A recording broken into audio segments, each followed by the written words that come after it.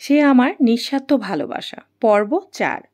আহনাব এগিয়ে গিয়ে তিয়াসকে কোলে তুলে নেয়। রেনু হা করে তাকিয়ে আছে, অবাক হয়ে বলে, ও আল্লাহ, সাত সকালে বাচ্চা টপকাইলো কোথা থেকে?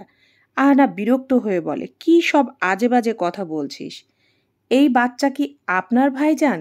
আহনাব কিছু বলার পূর্বেই রেনু খালাম্মা ও খালাম্মা বলে আমেনা বেগমকে ডাকতে লাগলো। আমেনা বেগম রুম থেকে বের হতে হতে জিজ্ঞেস করলো, কি হয়েছে, এভাবে চেঁচাচ্ছিস কেন? দেখা যান খালাম্মা। আমেনা বেগম জিজ্ঞেস করলো, কি দেখব? বাচ্চা দেখছেন, বাচ্চা, বড় ভাইজানের বাচ্চা। তিনি তিয়াসকে দেখে রেনুকে ধমক দিয়ে বললেন, না জেনে কোনো কথা বলতে বারণ করেছি না তোকে? না দেখে কি? আবার এই তো জলজন্ত বাচ্চা লইয়া ভাইজান দাঁড়াইয়া রইছে। বর্ষার ভাতিজা এটা। রেনু জিভ কামড় দিল। ভুল বলল, সংশোধন করে বলল, সরি ভাইজান, আমার ভুল হইয়া গেছে। ওই আপনার চা তো ঠান্ডা হইয়া গেছে ভাইজান। চা না দিয়ে এত বকবক করলে ঠান্ডা তো হবেই। একটু দাঁড়ান, আমি আরেক কাপ করে নিয়ে আইতাছি। রেনু চলে গেল রান্নাঘরে। আমেনা বেগম জিজ্ঞেস করলেন, তিয়াসকে কে দিয়ে গেল? কেয়া? তারপর বিস্তারিত সব খুলে বলল। তিয়াসকে নিয়ে আবার সোফায় বসলো। বর্ষা ঘর থেকে বেরিয়ে এদিকে আসছিল। ওকে দেখে সোফা থেকে নেমে দৌড় দেয় তিয়াস। তিয়াসকে দেখে অবাক হয়। বর্ষা ওকে কোলে নিয়ে শক্ত করে জড়িয়ে ধরে নরম তুলতুলে শরীরটাকে বুকে নিয়ে শান্তি পায়। বর্ষা গালে মুখে চুমু খেয়ে জিজ্ঞেস করে, আমার বাবা সোনা ভালো আছে? ডান হাতের তর্জনী আঙ্গুল তুলে বর্ষাকে শাসিয়ে শাসিয়ে বলে, তুক, তুমি পতা কপি, তুমি খুব পতা, আমাকে লিখে চলে আসছো। বর্ষার সাথে আহনাপ আর আমেনা বেগমও হাসেন। বাচ্চারা যখন নতুন নতুন কথা বলে শেখে, অস্পষ্টভাবে কথা বলে, তখন তাদের কথাগুলো শুনলে মনে হয় তোতা পাখি কথা বলছে। বর্ষা তিয়াসকে কোলে নিয়ে এগিয়ে এলো আমেনা বেগমের দিকে, তাকিয়ে জিজ্ঞেস করলো, কে দিয়ে গেল ওকে? আমেনা বেগম বলল, কে এসেছিল ওকে দিতে? আমার সাথে দেখা না করেই চলে গেল। মন অক্ষুণ্ণ হলো, দেখালো ওর। সাথে সাথে উত্তরে এখন আহনাব বলল, সময় ছিল না, তার নাকি আজ শোরুম খোলা। বর্ষার দীর্ঘ নিঃশ্বাস নিয়ে বলে, এখন তোমার শরীর কেমন মা? জিজ্ঞেস করলেন আমেনা বেগম। আলহামদুলিল্লাহ। রাতে নাকি আবার জ্বর এসেছিল, রেনু বলল। আহিলা আর রেনু নাকি জেগেছিল তোমার পাশে। কি পাগল বলো তো, আমায় ডাকবে না ওরা? আহিল ডাকতে দেয়নি। বর্ষা কি বলবে বুঝতে না পেরে চুপ করে রইল। তবে তার মনে হচ্ছিল এই বাড়িতে এসে শুধু শুধু মানুষগুলোকে কষ্ট দিচ্ছে সে। আহিল বাদে সবাই একসাথে সকালের নাস্তা করে নিল। রাত জেগেছিল বলে আহিলের ঘুমের রেশ কাটেনি এখনো। খাওয়া শেষে জহির চৌধুরী আর আহনাব অফিসে চলে গেছে। অহনাব অবশ্য বাবার সাথে অফিসে ঘুরে দেখবে বলে গেছে। আহিল তো ঘুমে। বর্ষা, আমেনা বেগম, তিয়াস আর রেনু টিভি দেখছিল। তিয়াস অবশ্য স্থির নেই, সে এদিক সেদিক ছুটাছুটি করছে। আহিল ঘুমে ঢুলতে ঢুলতে ফোন নিয়ে ড্রয়িং রুমে আসে। ঘুম জড়ানো কণ্ঠে বর্ষাকে বলে, লামিয়া কথা বলবে, দেখ কি বলে। বর্ষা বাদে বাকিদের একটা মেসেঞ্জার গ্রুপ আছে। ওরা গ্রুপের নামটা দিয়েছে গ্যাঞ্জাম পার্টি। যেহেতু বর্ষার ফোন নেই, তাই সে গ্রুপে অ্যাডও নেই। বর্ষা উঠে গিয়ে ফোন হাতে নেয়। সবাই ভিডিও কলে ছিল। লামিয়া কাদু কাদু হয়ে বলে, আমার তো সর্বনাশ হয়ে গেছে রে বকা রানী। বর্ষা জিজ্ঞেস করে, কি হয়েছে, তুই কাঁদছিস কেন? লামিয়া টিস্যুতে নাক মুছে বলে, সর্বনাশ হলে কাঁদবো না? দিদার বিরক্ত হয়ে বলল, বালের সর্বনাশ হয়েছে।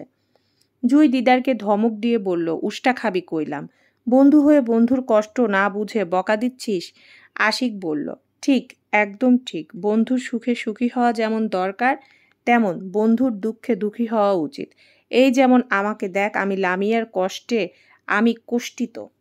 তো ড্রামা দেখলে মানুষ সিরিয়াস মুহূর্তেও হেসে ফেলবে, তবে বিষয়টা যখন লামিয়ার সর্বনাশ, সেখানে ভুল করেও হেসে ফেলা মানে দণ্ডনীয় অপরাধ। পাশ থেকে আহিল ওদেরকে বলল, এক কাজ কর, সবাই মিলে আমার বাসায় চলে আয়, তারপর শুনি কি সর্বনাশ হয়েছে। এটা ভালো কথা বলেছিস। তোর ভাই বাসায় আছে তো? খুশিতে গদগদ হয়ে জিজ্ঞেস করলো রেশমি। লামিয়া এবার রাম ধমক দিয়ে বলল, খবরদার মহিলা, ওনার দিকে নজর দিবি না। সর্বনাশ হয়ে যাচ্ছে বলে কি আমি তোদেরকে বিলিয়ে দিয়েছি ওনাকে?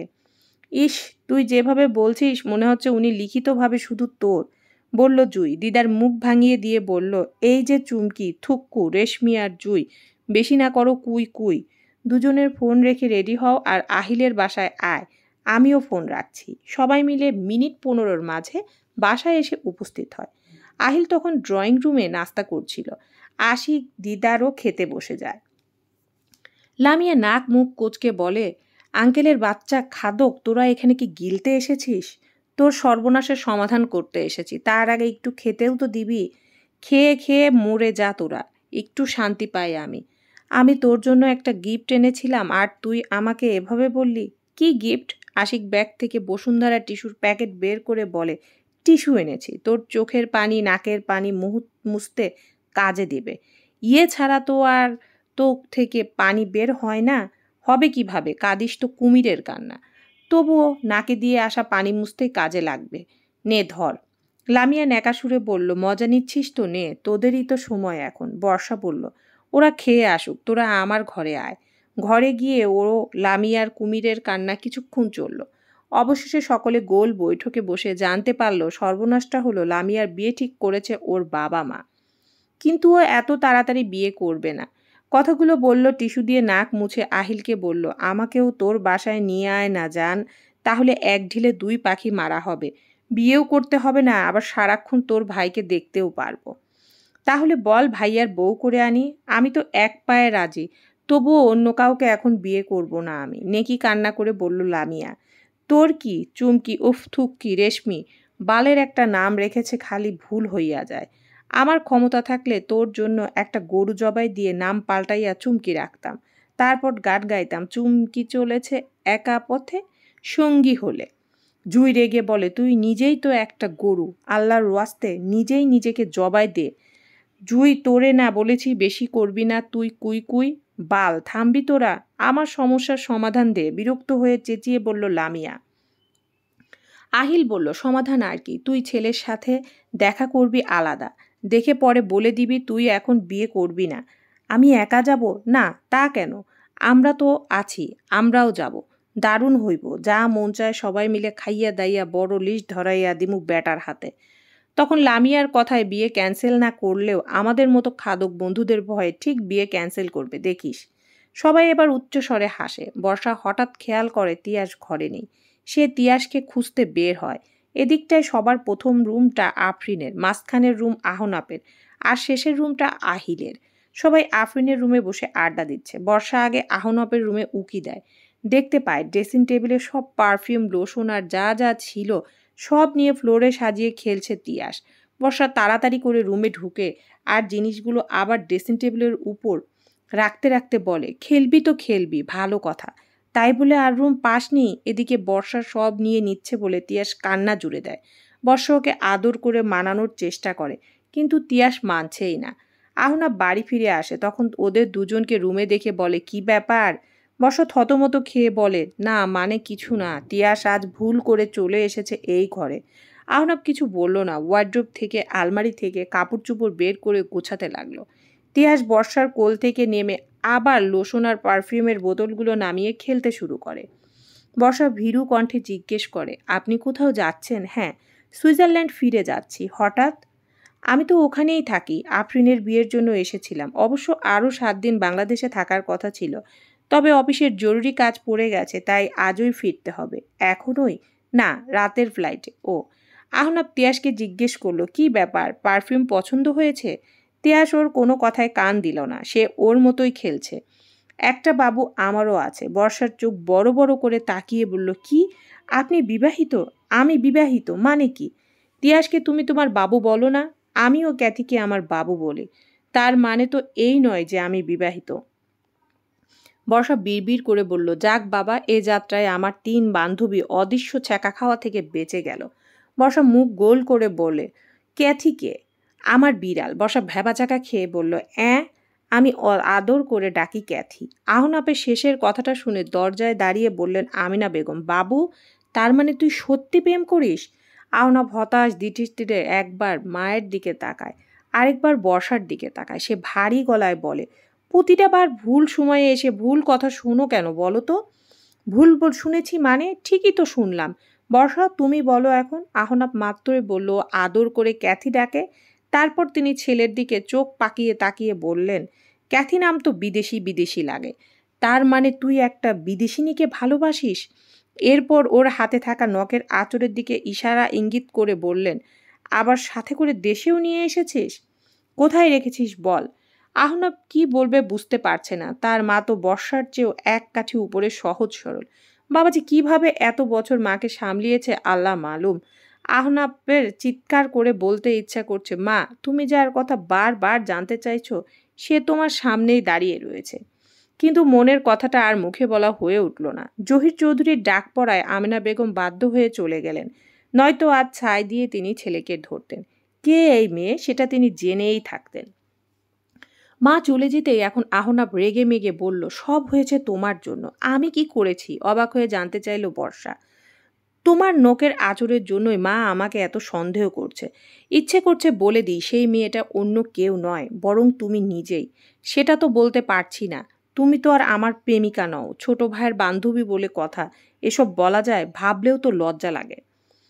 এগুলো কথা শুনে বর্ষাকে ফ্যালফ্যাল করে তাকিয়ে থাকতে দেখে। আহনাব বলল, আল্লাহ ভালো জানে কার জীবন তেজপাতা করতে তার বউ হবে। তোমাকে সবকিছু বিশ্লেষণ করে বোঝাতে বোঝাতে তার অর্ধেক জীবন পার হয়ে যাবে। যারই বউ হই না কেন, আপনার তো আর হব না। আপনি এত চিন্তিত হচ্ছেন কেন? নিচু সুরে বলল বর্ষা। তারপর জোর করে তিয়াসকে কোলে নিয়ে রুম থেকে বের হয়ে গেল। আহনাব বর্ষার যাওয়ার পথে তাকিয়ে দীর্ঘ নিঃশ্বাস ফেলল। বলল, অদ্ভুত সব নারী জাতি। বিয়ে টিয়ে করার চেয়ে সন্ন্যাসী হয়ে বন জঙ্গলে ঘুরে বেরিয়ে এক জীবন কাটিয়ে দেওয়া ঢের ভালো। বিকালে রেস্টুরেন্টে গিয়ে ঘটল এক চমকপ্রদ ঘটনা, যেটার জন্য গ্যাঞ্জাম পার্টি মোটেও প্রস্তুত ছিল না। গতকাল রাত থেকে রেস্টুরেন্টে আসা অবধি এই ছেলেকে দেখার আগ অবধি কাঁদছিল লামিয়া। নাকের পানি মুছতে মুছতে 10 প্যাকেট টিস্যু শেষ করেছে। সেই লামিয়া হুট করে পাল্টি খেলো। শুধু পাল্টি নয়, চরম লেভেলের পাল্টি যাকে বলে।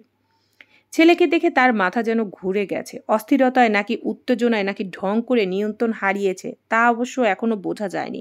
নিয়ন্ত্রণ হারিয়ে পড়েছে আহিলের উপর। ভাগ্যক্রমে আহিলের জায়গায় দিদার কিংবা আশিক ছিল না। ওরা দুজন হলে লামিয়ার এই পাল্টি খাওয়ার জন্য ধরা তো দূরে থাক, রেস্টুরেন্টের ছাদ থেকে ছুঁড়ে নিচে ফেলতো। বর্ষার কাঁধে মাথা রেখে প্রায় অচেতন অবস্থায় বসে রয়েছে লামিয়া। লামিয়ার একপাশে বসে রয়েছে রেশমি আর পেছনে দাঁড়িয়ে আছে রুই। ওরা দুজনেই হাত দ্বারা লামিয়াকে হাওয়া দিচ্ছে। এদিকে ওদের হঠাৎ এমন কাণ্ডে বিচলিত হয়ে পড়েছে পাত্র। সে জুই এবং রেশমির উদ্দেশ্যে গাইগুই করে বলল, ফ্যান আছে তো, ফ্যান ছেড়ে দিতে বলি। ওরা কেউই পাত্রের কথায় বিশেষ পাত্তা দিল না। আশিক বসেছিল আহিলের পাশের চেয়ারে। ও কানের কাছে মুখ নিয়ে বলে, ড্রামাবাজগুলো কি শুরু করেছে। দিদার পাশ থেকে একইভাবে ফিসফিস করে বলল, এই বালের মাইয়া এমন চিৎকার হইয়া গেল কেন হঠাৎ? সে ঠুট উল্টে বলল, জানি না। লামিয়ার রেস্টুরেন্টে ছেলেকে ধুইতে আইছে নাকি শুইতে আইছে, আমি তো সেটাই বুঝতে পারছি না। ও কিসের জন্য আসছে জানি না ভাই, কিন্তু আমি তো আসছি খাইতে, বিড়বিড় করে বলল দিদার। পাত্রের অস্বস্তি বোধ ভাব যেন বাড়ছে বই কমছে না। সে একবার একবার করে সকলের দিকে তাকাচ্ছে, চোখে মুখে বিচলিত ভাব আর কপালে চিন্তার ভাব। সে ইতস্ত করে লামিয়ার উদ্দেশ্যে বলল, আপনি কি বেশি অসুস্থ? লামিয়া নিরুত্তর। এবার পাত্র বলল, আমাদের মনে হয় সময় নষ্ট না করে ওনাকে ডাক্তারের কাছে নেওয়া উচিত। সঙ্গে সঙ্গে অদ্ভুতভাবে সোজা হয়ে বসলো লামিয়া। লামিয়া দুপাটি দাঁত বের করে হেসে বলল, না না, এখন আমি ঠিক আছি। ওর হুট করে জাগ্রত হয়, বাকিরা ভয় পেয়ে গেল। এমনকি পাত্র নিজেও সেই ইতস্তভাবে বলল, শিওর? লামিয়া বলল, 100% শিওর, নো ডাউট। ঠিক আছে, মাথা নাড়িয়ে পাত্র বলল। কথা কিভাবে শুরু করবে কিছুই বুঝতে পারছে না, তাই আহিল জিজ্ঞেস করলো, আপনার পরিচয়টা ভাইয়া? পাত্র হেসে বলল, আমার নাম নিহাল, বর্তমানে বাবার বিজনেস দেখছি। ও আচ্ছা, বলল আহিল। এরপর লামিয়া খুশিতে গদগদ হয়ে সকলের সাথে নেহালের পরিচয় করিয়ে দিল সুন্দর মতো। নেহাল বলল, আপনারা সবাই যার যার পছন্দ অনুযায়ী খাবার অর্ডার দিতে বলো। সেই সময় লামিয়া ফট করে বলল, না না, পছন্দের খাবার আবার কি?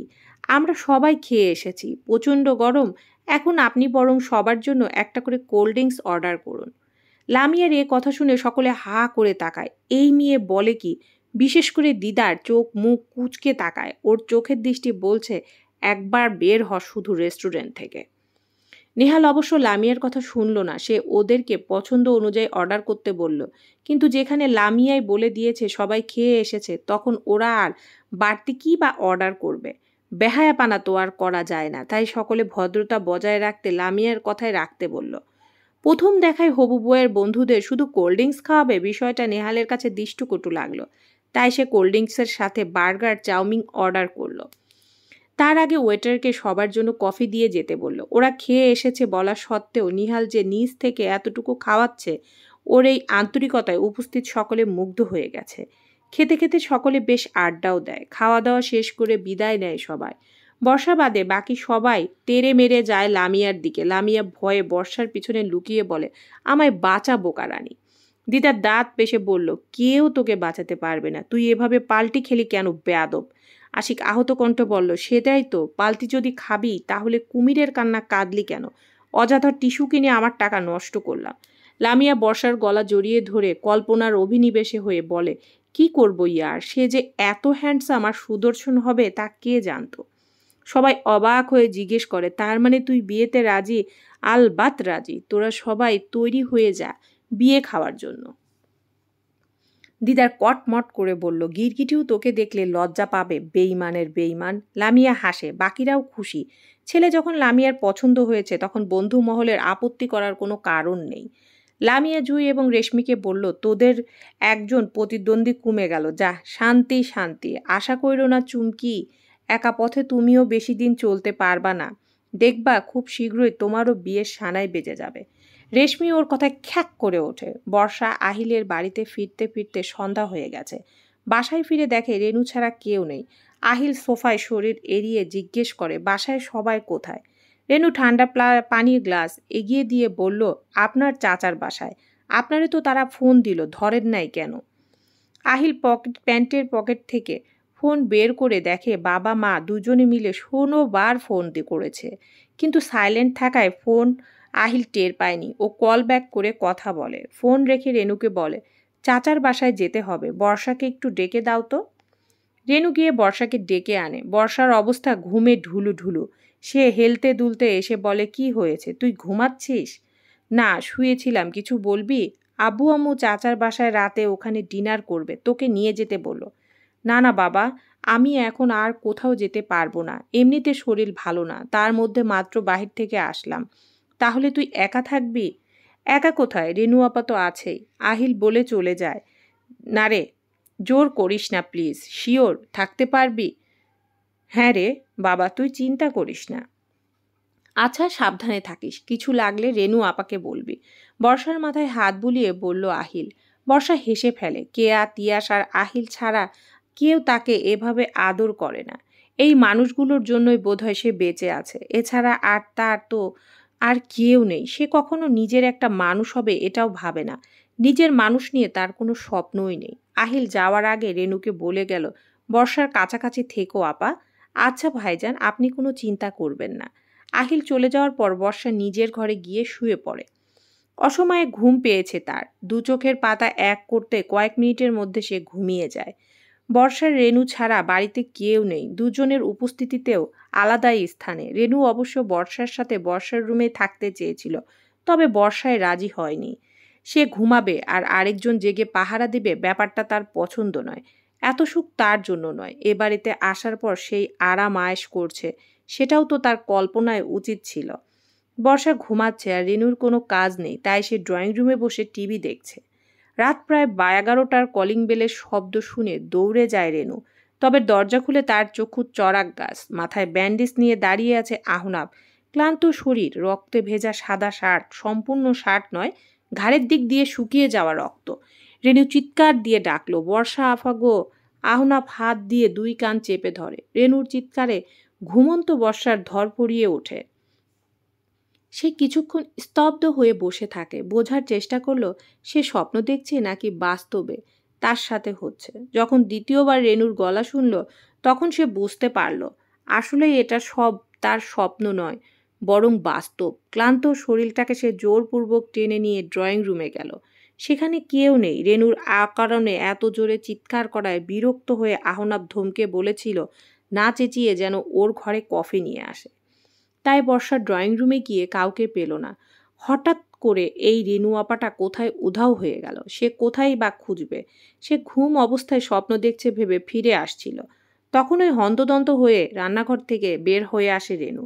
বর্ষাকে পেছন থেকে দেখে ডেকে বলে, আফা আফা খাড়ান। কই যান? বর্ষা ভরকে যায়। দ্বিধাদ্বন্দ্ব কণ্ঠে জিজ্ঞেস করে, একটু আগে কি তুমি আমাকে ডেকেছিলে? হ আপা, জানেন না তো কি হয়েছে? অস্থির হয়ে বলল রেনু। বর্ষা কপালে ভাঁজ টেনে বলল, কি হয়েছে? বড় ভাইজান অ্যাক্সিডেন্ট করছে। কি? আচমকা শব্দটা বের হয়ে যায় বর্ষার কণ্ঠনালী থেকে। একটু ভেবে সেও রেনুর মতো অস্থির হয়ে জিজ্ঞেস করে, কিভাবে? কোথায় এখন সে? জানি না গো আফা, এখন হের ঘরেই আছে। আমারে কইল কফি নিয়ে যাইতে। বর্ষা সেখানে না দাঁড়িয়ে আহনাপের রুমে দৌড়ে গেল। পিছু পিছু কফি নিয়ে রেনুও গেল। আহনাপ তখন ফ্রেশ হচ্ছে, ওয়াশরুম থেকে বের হচ্ছিল, একটা ট্রাউজার শুধু তার পরনে। এই অবস্থায় বর্ষার সামনে তার ভীষণ লজ্জা লাগছিল। টাওয়ালটা পিঠের উপর দিয়ে শরীরটাকে ঢেকে নিল। ভুরু কুচকে জিজ্ঞেস করে, কি? বর্ষা হা করে তাকিয়ে আছে। খালি গায়ে থাকার দরুন আহনাপের হাতের বাহুতে আর পেটের দিকের ক্ষত সে দেখে ফেলেছে। রক্ত লাল হয়ে পড়ে আছে স্থানগুলো। মাথা সম্ভবত ভালোই আঘাত পেয়েছে, নয়তো ব্যান্ডেজ নিশ্চয় করা লাগতো না। এই অবস্থায় একটা মানুষ এত কুল, এত শান্ত কিভাবে থাকে? বর্ষা বোকার মতো বলে ফেলল, আপনার ব্যথা করছে না? আহনাব রেনুকে কফি দিতে দিতে বলল, এগিয়ে এসে কফির মগ নিয়ে আবার বর্ষার পেছনে গিয়ে দাঁড়ালো। কফিতে চুমুক দিয়ে বলল, তোমার কি মনে হয়? আমার কি মনে হবে? ব্যথা তো আর আমি পাইনি। আপনি এত কুল আছেন কিভাবে? আমি হলে তো 1 মাসের আগে হাসপাতালের বেড থেকে উঠতেও পারতাম না। আহনাব হেসে ফেলে। ওর হাসিতে বিব্রত হয় বর্ষা। সে কি হাসির মতো কিছু বলেছে? পেছন থেকে রেনু ফিস ফিস করে বর্ষাকে বলে, অ্যাক্সিডেন্ট কইরা ভাইজানের মনে হয় মাথা নষ্ট হইয়া গেছে আফা। দেখেন হুদাই হাসতাছে। ভাইজানরে কি পাবনা হাসপাতালে ভর্তি করব? হুনসি ওইখানে সব মেন্টাল মানুষ থাকে। বর্ষা পা দিয়ে রেনুর পায়ে আস্তে খোঁচা দেয়। রেনু যেন থেমে যায়। এদিকে মগের সবটুকু কফি শেষ করে বিছানায় বসে আহনাব। শরীরের ব্যথাগুলো আবার জাগ্রত হয়েছে। সে দাঁতে দাঁত চেপে ব্যথা নিবারণ করার চেষ্টা করে। বর্ষার দিকে তাকিয়ে বলে, আমার এই ব্যথাগুলো তোমার ভাবির মারের কাছে কিছুই নয়। বর্ষা, তুমি প্রতিনিয়ত সেগুলো সহ্য করেছ। বর্ষা এবার চুপসে যায়। বাড়ির প্রসঙ্গে কথা উঠলে সে কোনো কথা বলতে পারে না। সত্যি বলতে তার বলার মতো কিছুই থাকে না। আর তখন আহনাপর চুপসে যাওয়া মুখটা দেখে প্রসঙ্গ পাল্টে বলল, অনেক ব্যথা করছে, কিন্তু আমি প্রকাশ করতে পারছি না। আপনার না সুইজারল্যান্ডে যাওয়ার কথা আছে? বর্ষা প্রসঙ্গ পাল্টে বলে ফেলল। যাওয়ার পথেই তো অ্যাক্সিডেন্ট হলো। কিভাবে? অন্য একটা প্রাইভেট কারের সাথে ধাক্কা লেগেছিল আমাদের কার। গাড়ি কাত হয়ে গিয়েছিল, তাও আবার আমি যে সাইডে বসা ছিলাম। তাই এখন এই অবস্থা। ড্রাইভার অবশ্য এখনো হাসপাতালে ভর্তি। আঙ্কেলকে বলেননি? না না, অযথা টেনশন করবে। হাসপাতালে গিয়ে কান্নাকাটি জুড়ে দিত ওরা। সবাই এখন কোথায়? আপনার চাচার বাসায়। আপনার তাহলে সুইজারল্যান্ড যাওয়া ক্যান্সেল আপাতত? বর্ষা নিশ্চুপ, আর কিছুই বলার নেই। এখন আহনাব নিজেই জিজ্ঞেস করলো, তুমি যাওনি কেন চাচার বাসায়? আমার শরীর ভালো লাগছিল না, তাই যায়নি। রেনু জিজ্ঞেস করলো, কিছু খাইবেন ভাইজান? হ্যাঁ, ক্ষুধা লেগেছে খুব। বের হব না, ঘরেই নিয়ে আয়। রেনু চলে গেল খাবার আনতে। বর্ষা মেঝের দিকে দৃষ্টি রেখে পায়ের নখ দিয়ে টাইলসের উপর আঁকিবুকি করছিল। কিছু বলবে জিজ্ঞেস করে আহনাব। বর্ষা মাথা তুলে তাকায় আহনাপের দিকে। তাকিয়ে আটকে ওঠে। আতঙ্কিত স্বরে বলে, আপনার পিঠ থেকে রক্ত বের হচ্ছে। আহনাব ঘাড় ঘুরিয়ে দেখার চেষ্টা করে বলল, কোথায়? বর্ষা এগিয়ে যায়। তোয়ালে ধরতে গেলে আহনাব সাবধান স্বরে বলে, খবরদার, তোয়ালে সরাবে না, আমার লজ্জা লাগে। বর্ষা দোটানার দৃষ্টিতে তাকিয়ে থাকে। সে হাসবে নাকি আহনাপের দুঃখের জন্য দুঃখ প্রকাশ করবে বুঝতে পারছে না। শুভ্র আলোকছায়া এখন আহনাপের ফর্সা পিঠটিতে আলতো কাপা হাতে রক্ত তুলো দিয়ে মুছে দিচ্ছে বর্ষা। পাশেই তুলার প্যাকেট নিয়ে দাঁড়িয়ে আছে রেনু। আহনাপের লজ্জা কিন্তু ভাঙেনি। সে তোয়ালে খোলেনি শরীর থেকে, শুধুমাত্র ক্ষত স্থানটি কিঞ্চিত সরিয়েছে। বর্ষার কাপা কাপা হাতের স্পর্শে বুঝতে অসুবিধা হয় না আহনাপের। সে অনেকক্ষণ যাবৎ চুপ থাকলেও এবার বলেই ফেলল, তোমার কি আবার জ্বর এসেছে? বর্ষা চমকে বলে ওঠে, না তো, তাহলে এত কাঁপছো কেন? রেনু মুখ টিপে হাসছে বর্ষার কাঁপাকাঁপি হাত দেখে। ও লক্ষ্য করেছে, তবে এতক্ষণ বলার সাহস পায়নি। বর্ষা আরও বিব্রত বোধ করতে থাকে। আফা, মনে হয় শরম পাইতাছে, মুখ টিপে হেসে বলল রেনু। আহনাব বর্ষার দিকে ঘুরে বসলো, অবাক হওয়ার ভান করে বলল, তাই নাকি? তাহলে তো শরমে শরমে কাটাকাটি হওয়ার কথা, কারণ আমিও শরম পাচ্ছি। রেনু এবার শব্দ করে হেসে ফেলে। আহনাব ধমক দিয়ে বলে, হাসছিলি কেন? লজ্জা পাওয়া কি খারাপ কিছু? রেনুর হাসি বন্ধ হয়ে যায়, সে স্ট্যাচুর মতো সোজা হয়ে দাঁড়ায়। বর্ষা ঠিক বুঝতে পারল না এখন আহনাব তার পক্ষ নিল নাকি তাকে নিয়ে মজা উড়ালো। ও সেখানে আর থাকতে পারছিল না। আহিলের কাছে শুনেছে লোকটা নাকি ইন্ট্রোভার্ট স্বভাবের, কিন্তু কই, এখন তো তার এমনটা মনে হচ্ছে না। সে তো দিব্যি বর্ষার সঙ্গে মজা করছে। এর মানে কি তবে আহিল? না, আহিল তো আর তাকে মিথ্যা বলবে না। সে চিন্তাভাবনা বাদ দিয়ে পর যার দ্বার নাই নিজেকে শান্ত করল, নিচু স্বরে বলল, আমি যাই, আপনি রেস্ট নিন। উত্তরের অপেক্ষা না করে বর্ষা বড় বড় পা ফেলে আহনাপের ঘর থেকে প্রস্থান করে। আমিনা বেগমদের ফিরতে ফিরতে রাত 12টা পার হয়ে গেছে। বাড়িতে ফিরে ছেলের এই অবস্থা দেখে তিনি কান্নাকাটি জুড়ে দিয়েছেন।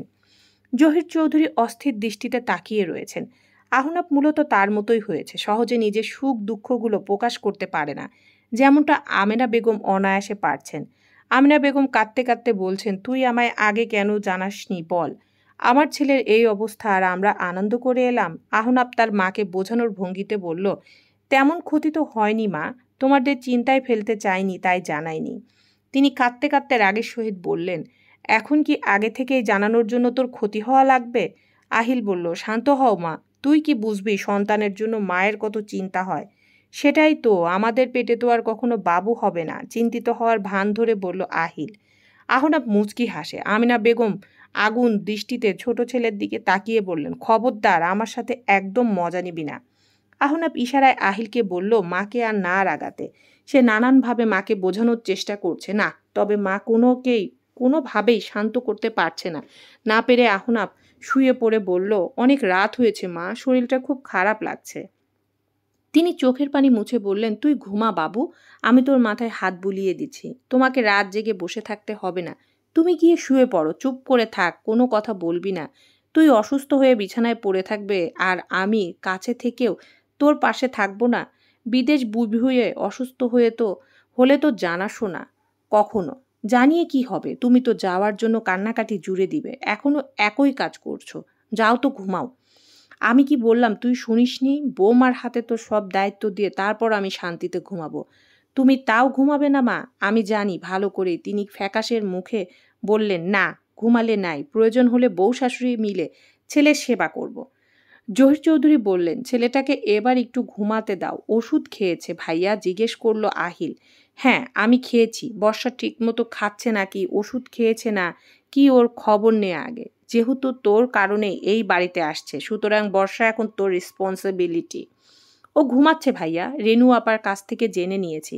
আমাকে এও বললেন, ঠিক আছে। আহনাব বলল, তোমরা গিয়ে ঘুমিয়ে পড়ো এখন। আমিনা বেগম রয়ে গেলেন, ছেলের মাথায় চুলে বিলি কেটে দিচ্ছেন। এতক্ষণ ক্ষত স্থানে ভীষণ যন্ত্রণা হচ্ছিল আহনাপের, তবে এখন মায়ের মমতাময়ী হাতের স্পর্শে দু চোখের পাতায় শান্তির ঘুম ভর করেছে। কলেজে যাওয়ার সময় কেয়া এসে উপস্থিত হলো। এই বাড়ির প্রায় শেষ প্রান্তে আহিলার বর্ষা বের হচ্ছিল। তখন ওই মেন গেটে কেয়ার সঙ্গে দেখা হয়ে যায়। বর্ষা দৌড়ে যেয়ে কেয়াকে জড়িয়ে ধরে। কেয়াও বর্ষাকে শক্ত করে জড়িয়ে ধরে বলে, কেমন আছিস? আলহামদুলিল্লাহ আপু, তুমি কেমন আছো? আমিও ভালো আছি। গতকাল তো তোর সাথে দেখাই হলো না, তাই ভাবলাম আজ দেখা করে যাই। তোর শরীর এখন কেমন? আলহামদুলিল্লাহ, এখন অনেকটাই সুস্থ। তুমি আজ শোরুমে যাওনি? না, গিয়েছি, ভার্সিটিতে যাব। আজ পরীক্ষা 10:30টায়। তোর মনে হয় কলেজে দেরি হচ্ছে?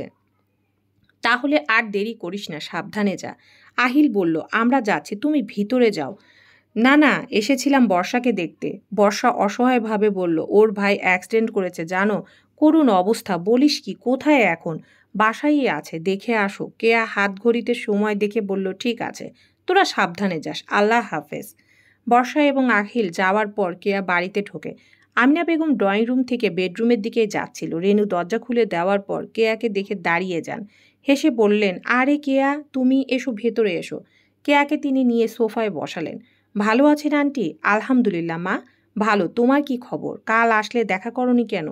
আলহামদুলিল্লাহ ভালো, সময় ছিল না আন্টি। আজ পরীক্ষা আছে তো তাই ছুটি নিয়েছি। ভাবলাম যাওয়ার আগে বর্ষাকে দেখে যাই। ওরা তো কিছুক্ষণ আগে বের হলো, দেখা হয়েছে। শুনলাম আহনাব ভাইয়া অ্যাক্সিডেন্ট করেছে। আমিনা বেগমের হাসি হাসি মুখটি আধার নেমে আসে। মুখটা প্রায় কাদো কাদো করে ধরে আসা গলায় বললেন, হ্যাঁ, কি যে হয়ে গেল? খুব বেশি অসুস্থ? হ্যাঁ, একটু আগে খাইয়ে ওষুধ খাইয়ে দিলাম, এখন ঘুমাচ্ছে। ঘুমাচ্ছে যখন তখন আর দেখতে যাওয়ার কিছু নেই। আন্টি, এখন তাহলে আমি উঠি। কি উঠবে? বসো। না আন্টি, ভার্সিটিতে 10:30টায় পরীক্ষা আছে। একটু থেমে কেয়া হাতঘড়িতে সময় দেখে বলল, এখন তাহলে আসি আমি, ভার্সিটিতে যেতে হবে। আচ্ছা, ভালো মতো পরীক্ষা দিও, আর সময় করে একদিন এসো। আমেনা বেগম আহনাফের ঘরে দিয়ে দেখেন, উকি দিয়ে দেখেন জেগে আছে কিনা। না, জাগেনি এখনো। কলেজে আসার পর থেকে ভুটুর মুটুর প্রেম আলাপে ব্যস্ত লামিয়া। ওর ফিসফিসানি প্রেম আলাপে বিরক্ত গ্যাঞ্জাম পার্টির বাকি সদস্যরা।